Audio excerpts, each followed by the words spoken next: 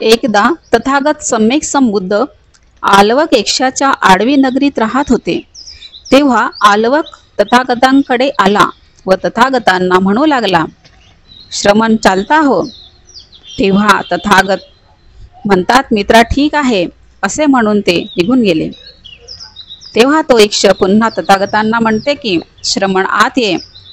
असे तो यक्ष तीनदा तथागतांना तसेच म्हणतो आणि तथागत पुन्हा आत जातात, बाहेर येतात. मग चौथ्यांदा तो यक्ष तथागतांना म्हणतो, श्रमणा चालता हो. तेव्हा तथागत त्या यक्षाला म्हणतात, मित्रा मी तर आता मुळीच जाणार नाही, तुला काय वाटेल ते कर. तेव्हा त्या यक्षाला राग आला आणि तथागतांना रागवून म्हणाला, श्रमण मी एक प्रश्न विचारतो, जर तू माझ्या प्रश्नाचे उत्तर दिले नाहीस तर मी तुला वेडा करीन किंवा तुझे हृदय फाडून टाकीन किंवा तुला पायाने उचलून नदी पलीकडे फेकून देईन. त्यावर तथागत त्या यक्षाला काय म्हणतात, मित्रा ह्या जगात मला वेडा करू शकेल किंवा माझे हृदय फाडू शकेल किंवा मला पायाने उचलून नदी पलीकडे फेकू शकेल असा कुणी असेल असे मला दिसत नाही. तरी पण तुला काय प्रश्न विचारायचा आहे तो विचार. तेव्हा तो आलवक यक्ष तथागतांना प्रश्न विचारतो, ह्या जगात मानवाचे सर्वोच्च धन कोणते? कोणत्या सत्कर्माने सुख प्राप्त होते? सर्वात अत्यंत स्वादिष्ट चव कोणती? कोणत्या प्रकारचे जीवन सर्वश्रेष्ठ आहे? तेव्हा तथागत त्याला उत्तर देतात.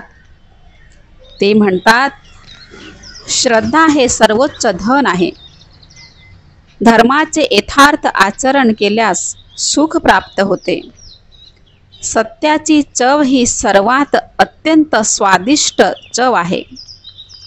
प्रज्ञापूर्ण जीवन हे सर्वश्रेष्ठ जीवन आहे.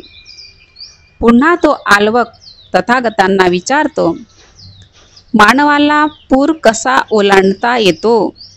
मानव भवसागर कसा ओलांडतो?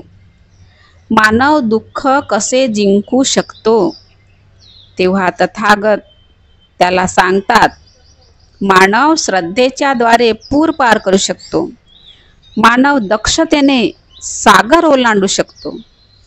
मानव प्रयत्नाने दुःखावर विजय मिळवू शकतो आणि मानव प्रज्ञेने शुद्ध होऊ शकतो. पुन्हा तो यक्ष तथागतांना प्रश्न करतो, मानवाला धन कसे प्राप्त होते? मानवाला कीर्ती कशी लाभते? मानवाला मित्रप्राप्ती कशी होते? इहलोकातून परलोकात जाताना मानवाला पश्चाताप का होत नाही? तथागत म्हणतात, निर्वाणाच्या प्राप्तीसाठी अर्हत तसेच धर्म यावर श्रद्धा ठेवून आणि आज्ञापालन करून दक्ष व तत्पर मनुष्याला ज्ञान प्राप्त करता येते.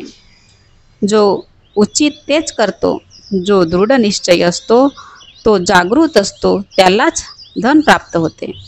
जो दान करतो त्यालाच मित्र प्राप्त होतात. ज्या श्रद्धावान उपासकाशी सत्य, सदाचार, सहनशीलता आणि औदार्य असते त्याला मृत्यूनंतर पश्चाताप होत नाही. नंतर तथागत त्या आलवक यक्षाला म्हणतात, इकडे ये.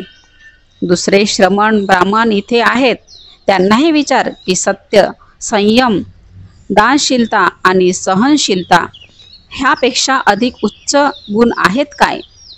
तेव्हा आलवक यक्ष म्हणतो, आता दुसऱ्या श्रमण ब्राह्मणांना कशाला विचारू? आज माझ्या भावी सुखाची मला जाणीव झाली. आणि त्याने तथागत सम्यक संबुद्धांना व त्यांच्या धम्माला वंदन केले.